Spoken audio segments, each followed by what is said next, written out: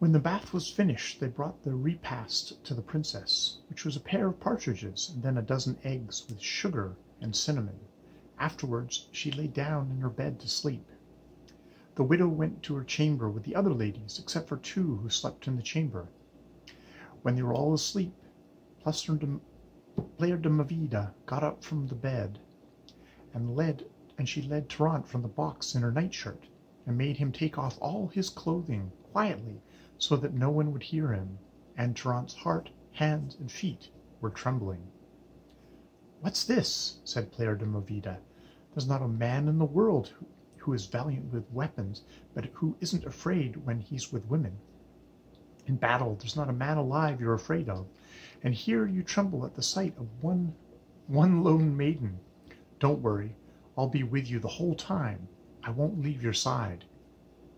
By the faith I owe our Heavenly Father, I would be happier to joust 10 knights to the death than commit an act like this."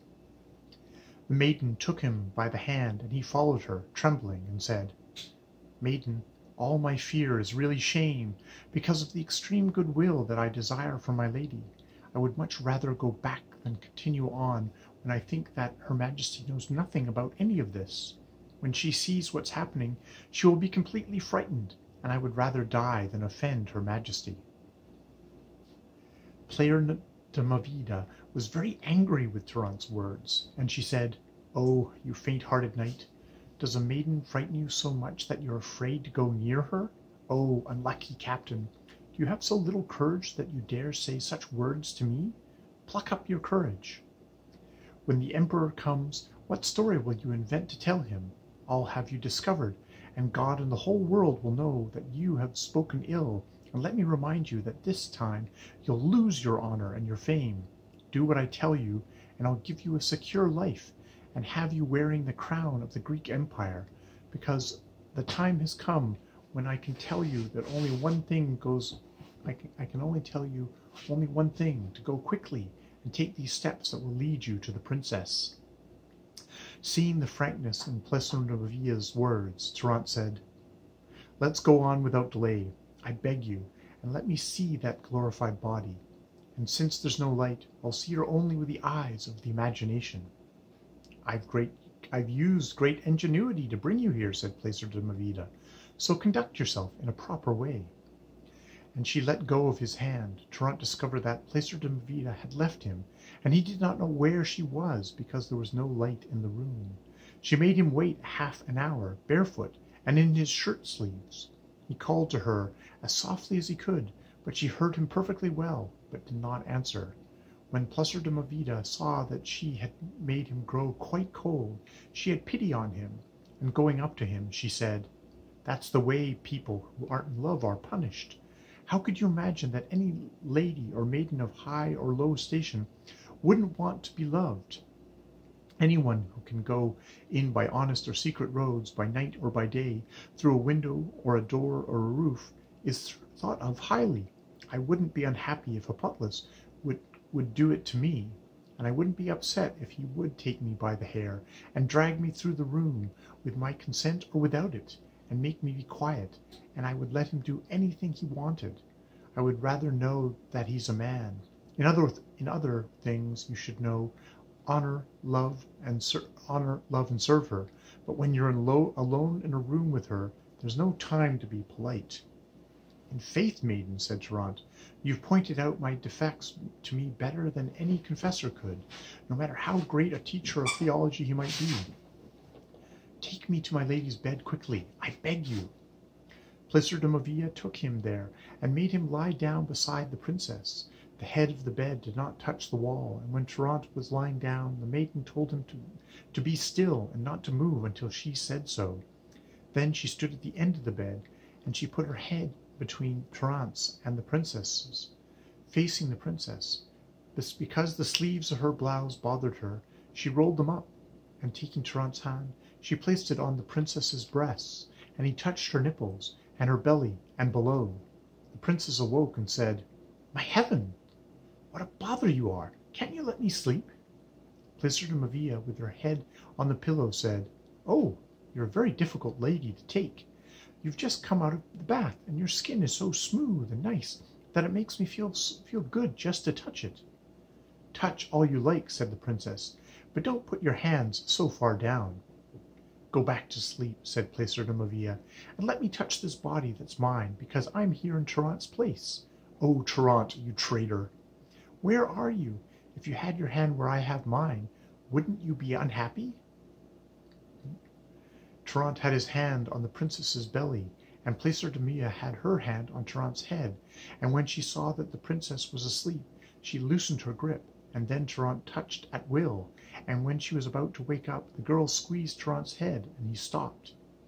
They spent more than an hour at this play, and he did not cease touching her.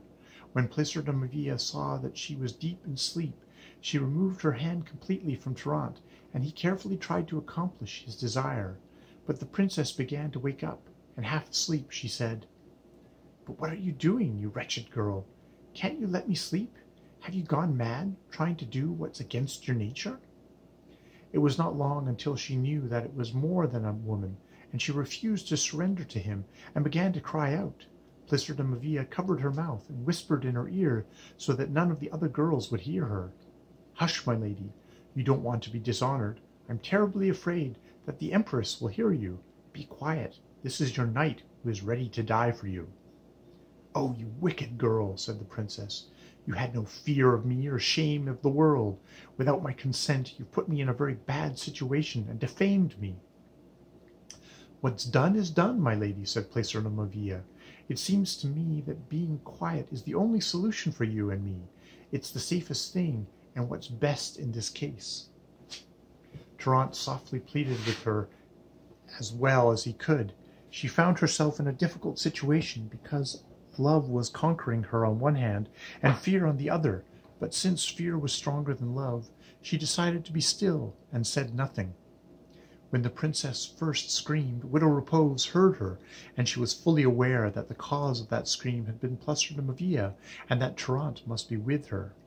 And she thought that if Trnt was seducing the princess, she couldn't accomplish her own desire with him. Now everyone was silent, and the princess was not saying a thing, but instead was defending herself with graceful words, so that the pleasant battle would not come to an end. The widow sat bolt upright in her bed, and cried out, "My daughter, what's wrong?" She woke up all the girls, shrieking loudly, and making so much noise that the Empress heard it. They all got up, some entirely naked, and others in their nightshirts, and quickly ran to the door of the bedchamber, which they found closed fast, and they cried out for a light. At that very moment that they were pounding on the door and calling for light, Placer de Mavia seized Trnt by the hair and pulled him from the place where he would have liked to end his life. She led him to a small chamber and made him jump to a rooftop there. Then she gave him a hemp rope so that he could drop down to the garden, and from there could open the gate. She had it very well prepared so that when he came, he could leave by another door before daybreak. But the disturbance and the cries of the widow and the girls were so loud that she could not let him out the way she had planned, and she was forced to let him out by the roof. So giving him the long rope, she quickly turned and closed the window, and then went back to her lady. Trnt turned around and tied the rope securely, and in his haste to leave without being seen or heard, he did not watch carefully or see whether or not the rope reached the ground. He let himself slide down the rope, which hung more than 35 feet from the ground. He had to let go because his arms could not hold the weight of his body, and he hit the ground so hard that he broke his leg. Let us leave Trnt stretched out on the ground, unable to move. When Placer de Mavia returned, they brought the light, and all the women came in with the Empress, who immediately asked what the disturbance was, and why she had cried out. "Madam," said the princess, "a huge rat jumped up on my bed and ran over my face, and I was so frightened that I screamed. He scratched my face with his claws, and if he'd got my eye, you can imagine what damage he would have done." Now that scratch had been made by Placer de Mavia when she covered her mouth, so she would not scream. The emperor had gotten up, and he entered the princess's chamber, and with his sword in his hand, and hearing about the rat, he looked all through the rooms, but the maiden had been discreet. When the Empress came in and was talking to her daughter, she jumped out onto the roof and quickly removed the rope. She heard Trnt moaning, and immediately realized that he had fallen, and she went back to the chamber without saying a word. There was so much noise throughout the palace between the guards and the palace officials that it was a wonder to hear and to behold, and if Turks had entered the city, the disturbance would not have been any greater. The emperor, who was a very discreet man, suspected that there had to be more than a rat, and he even looked into the coffers. Then he had all the windows open, so that if the maiden had not been quick about removing the rope, he would have found it. When the Duke and Duchess, who knew what was going on, heard all the noise, they thought that Trnt had been discovered. Imagine how the Duke must have felt, thinking that Trnt was in such a difficult situation, and that he must have been killed or imprisoned. He quickly armed himself to help Trnt, since he had his weapons there, and he said, "Today I'll lose my entire kingdom because Trnt is in such a bad situation." "And look at me," said the Duchess. "I don't have enough strength in my hands to put on my blouse." When the Duke was armed, he left his rooms to see what was happening, and to find out where Trnt was. And as he was going out, he saw the Emperor returning to his chamber. The Duke asked him, "What is it, sire? What's the cause of this disturbance?" The Emperor answered, "Those foolish maidens who aren't afraid of anything. According to what they say, a rat climbed over my daughter's face, and she says it left a scratch on her cheek. Go back to sleep. You're not needed here." The Duke went back to his room and told the Duchess, and they were both very relieved that nothing had happened to Trnt. And then the Duke said, "For the love of Our Lady, I went out here in such a state that if the Emperor had imprisoned Trnt, I would have killed him and everyone who came to his aid. And then Trnt or I would have been the Emperor." "But it's best that it turned out as it did," said the Duchess. She quickly got up and went to the princess's chamber. When Plesser de Mavia saw her, she said, "My lady, please, I beg you, stay here, and don't let anyone speak badly of Trnt. I'll go and see how he is." And when she was out on the roof, she did not dare speak for fear that someone would hear her. And when she heard him moaning loudly and saying, "I can feel myself descending towards the dark and gloomy palaces, and since I cannot restore my miserable life with all my sighs, I am content to die, because life without you, dear princess, is completely unbearable. O Lord and eternal God, you who are all merciful, grant me the grace of dying in the arms of that most virtuous princess, so that my soul may be more content in the next world." At this moment Hippolytus knew that nothing about Trnt's actions, but he was aware of the great uproar in the palace that was spreading throughout the city. Seeing that Trnt was inside the palace, and that he had told everyone he was sleeping in the Duke's chamber that night, and with the Viscount and Hippolytus knowing about his love for the princess, they had all the men take up arms. Lord Agrement said, "I can only think that Trnt must have done some mischief in the princess's chamber, and news of it has reached the Emperor, and all of us will take part in the wedding along with him. So we must prepare ourselves quickly to help him if we have to, because in all the nights he slept here nothing unusual has happened, and as soon as he's outside you see what a great outcry there is in the palace." Hippolytus said, "While you're arming yourselves, I'll go to the palace gate to see what's happening." "Hurry," said the others. When they were all outside, the Viscount followed Hippolytus. "My lord," said Hippolytus, "you go to the main gate, and I'll go to the one with in the garden. Whoever discovers what is really happening, what all this noise is about, will go and tell the others." The Viscount said he thought that was a good idea. When Hippolytus was at the gate to the garden, thinking he would find it locked, he stood listening, and he heard a mournful voice crying. It sounded like a woman's voice, and he said to himself, "I would much rather hear Trnt's than this woman's voice, whoever she is." He stood looking to see if he could scale the wall. When he saw that it was impossible, he went back to the gate with an easy heart, thinking it must be a woman. "Let her wail, whoever she is, lady or maiden," said Hippolytus, "for this has nothing to do with my lord Trnt." He left and went to the plaza, where he found the Viscount and others who wanted to know what caused the disturbance. But by now the cries had subsided a great deal, and the disturbance had been quelled. Then Hippolytus explained to the Viscounts how he had been to the garden gate, and had not been able to go in, and that he had heard what seemed to be a woman's voice moaning, and he did not know who it was, but that he thought the woman was the cause of all the outcry.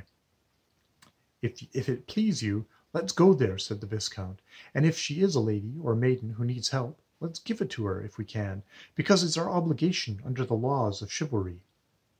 They went to the garden gate and heard the loud laments coming from inside the garden, but they could not understand what was being said or recognize the voice. With all the pain she was in, her voice was altered. The Viscount said, "Let's break down the gate. It's night, and no one will know we did it." But the gate was unlocked, because during the night, not imagining that so much harm would be done, Plesser de Mavia had left it so that way so Trnt could open it easily whenever he liked. And they both pushed against the gate with all their might, and it flew open easily. The Viscount went in first and walked towards the voice, which sounded so strange. The Viscount said, "Whoever you are, I beg you in God's name, tell me if you're an errant spirit or a mortal body who needs help." Trnt thought it must be the Emperor and his men, and so that he would not be recognized and they would leave, he disguised his voice, even though the pain he was in had already disguised it, and he said, "In my time I was baptized a Christian, and am condemned to wander because of my sins. I am an invisible spirit, and if you see me, the reason will be that I am taking on a form. The evil spirits here are stripping off my flesh and my bones, and throwing them in the air piece by piece. Oh, what a cruel torture I am suffering. If you come any closer to me, you will share in my pain." They were very frightened when they heard these words, and they made the sign of the cross, and recited the Gospel of St. John. The Viscount spoke so loudly that Trnt heard him. "Hippolytus, do you think we should go to our chambers and get our armed men and some holy water and then come back and see what this is?" "No," said Hippolytus, "we don't need to go back to our chambers for anything. We both have the signs of the cross on our swords. Let me go there." When Trnt heard the Viscount call Hippolytus's name, he said, "If you are Hippolytus, a native of France, come to me and have no fear." Then Hippolytus took out his sword, and holding the handle in front of him, he made the sign of the cross, and said, "As a true Christian, I fully believe in the articles of the Catholic faith, and everything that Holy Roman Church teaches. In this holy faith, I want to live and die." He went closer in great fear, but the Viscount was even more afraid, and did not dare to approach, and in a soft voice Trnt called to him and said, "Come closer, I am Trnt."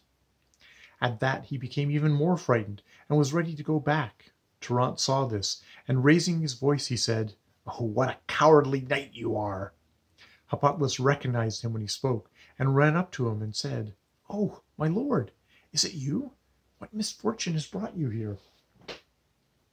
"Don't be worried, and don't say anything," said Trnt. "But who is that with you? If he is of the lineage of Brittany, have him come here." "Yes, my lord," said Hippolytus, "it's the Viscount." He called him, and when the Viscount saw Trnt, he was amazed at the adventure and at everything he had said to them during the time they had not recognized him. "Let's not waste words," said Trnt. "Hurry and take me away from here." Together they lifted him in their arms and took him out of the garden and closed the gate. Then they carried him to his lodgings and lay him under the portico. "I'm in more pain than I've ever felt before," said Trnt. "Of all the times I've been wounded or near death, my body has never felt so much pain. I'll need to have doctors without the Emperor knowing about it." "My lord," said Hippolytus, "may I give you some advice? You're so badly hurt that it can't be kept hidden, especially with the disturbance in the palace. Mount your horse if you can, my lord, and let's go to the palace of Belstar, where your horses are. We'll make everyone think that your horse fell on you and you broke your leg." The Viscount answered, "It's true, my cousin and lord. Hippolytus is right. Otherwise the Emperor will certainly hear about it, and I would be happy if, after you're cured and we've accomplished our aims, we return to our lands." "My lord Viscount," said Trnt, "this is no time to talk about these things. But you, Hippolytus, have them bring the animals here secretly, and bring the horse with the smoothest gait. Let us return to the princess." Plesser de Mavia stayed out on the roof until she saw them carry Trnt away. Then she went into the room where the princess was with the duchess and all the ladies. The empress was astonished that there would be such a great uproar in the palace over a rat, and sitting on her bed, she said, "Do you know the best thing for us to do is, ladies? Since the palace has calmed down again, let's go back to sleep."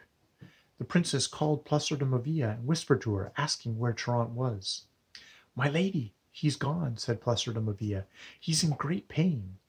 but she did not dare tell him that he had broken a leg, or what he had said. She was not very pleased that they had not seen or found him. The Empress got up, and Widow Repose said, "It would be a good idea, my lady, to tell your daughter to sleep with you, so that if the rat came back, it wouldn't frighten her even more." The Empress answered, "What if what the widow says is true? Come, my child, you will sleep better with me than by yourself." "No, my lady, let your excellency go on. The Duchess and I will sleep together. Don't spend a bad night on my account." The Empress said, "Come with me. I'm getting cold standing here." "My lady, since you insist," said the princess, "you go on, and I'll come soon." The Empress left, telling her to come right away. The princess turned to the widow and said angrily, "Now I know how much you're to blame. Who gave you the right to tell my mother that I should go and sleep with her, and to deprive me of my pleasure? From what I can see, you don't live by virtue, but by envy and malice." The widow replied, "I tell you what I've done wrong. I've honored and loved you more than you liked. That's how I'm to blame. Do you imagine, my lady, that I have no feeling for Trnt, that I don't see him letting himself down by the rope, and it breaking, and him falling so hard I think he broke his legs and ribs?" She began to cry miserably, and threw herself to the ground and pulled her hair, saying, "The best of all knights is dead." When the princess heard these words, she said 3 times, "Jesus, Jesus, Jesus!" and she fell to the floor in a faint. She had cried out the name of Jesus so loudly that the Empress, who was in her bedchamber, asleep in her bed, heard it. She quickly got up and hurried to her daughter's chamber. She found her there, unconscious, and nothing helped to revive her. The Emperor had to get up, and all the doctors came, but still the princess did not regain consciousness, and 3 hours passed before she did. The Emperor asked how his daughter had come to such a state. They told him, "My lord, she saw another tiny rat, and because her imagination was dwelling on the one she had seen on her bed, when she saw this one, she suffered a terrible shock." "Oh, old Emperor, sad and embittered, in my last days must I suffer so much pain? Oh, cruel death, why did you come to me when I want you so?" When he said this, he lost consciousness and fell into a faint beside his daughter. The cries and shouts were so great throughout the whole palace that it was astonishing to see and hear the laments the people were making, and this disturbance was greater than the first. Trnt, standing before the portico waiting for the animals to be brought, heard such loud cries that he thought the sky was falling in. He quickly mounted, full of pain and anguish, and the pain grew as he became fearful that the princess might have come to some harm. Hippolytus took a cloth and wrapped his legs so that the cold would not get in. So as best as they could, they rode to the gates of the city. The guards recognized Trnt and asked him where he was going at this hour. He answered that he was going to Belstar to look after his horses because he would soon be leaving for the camp. The gates were quickly opened for him, and Trnt went on his way. When they had ridden half a league, Trnt said, "I'm deeply afraid that the Emperor has done the princess some harm because of me. I want to go back and help her in case she needs me." The Viscount said, "In faith, you're in fine condition to help her." "My dear Viscount," said the Trnt, "I feel no pain now. You know that a greater injury makes a lesser one diminish. I beg you, please, let's go back to the city so that we can help her in case she needs us." "You've lost your mind," said the Viscount. "You want to go back to the city so that the Emperor will find out what you've done. We'll be doing well enough if we can keep this from the people so that they won't blame you for it. You can be certain that if you go back you won't escape injury or death if things are the way you say they are." "Since I am the cause of all this trouble," said Trnt, is it unreasonable for me to have the punishment? I'll consider my death worthwhile if I die for such a virtuous lady." "God help me," said the Viscount. "I won't let you go back, even if I have to use force. Isn't the Duke there? And if he hears something that puts the princess in danger or dishonors her, won't he go and help her? Now you see what sad love affairs lead to. Let's not stay here any longer. The more time we lose, the worse it is for you." "Since you don't want to let me go back," said Trnt, "do me a favor. You go, and if anyone harms her, kill them all, and show no mercy to anyone." Trnt begged the Viscount so much that he had to return to the city, and as he turned back he said softly that Trnt didn't hear, but so that Hippolytus could understand, "By heaven, I wish I didn't have to concern myself with any lady or maiden, but only arrange for the doctors to come." Trnt went on ahead with Hippolytus.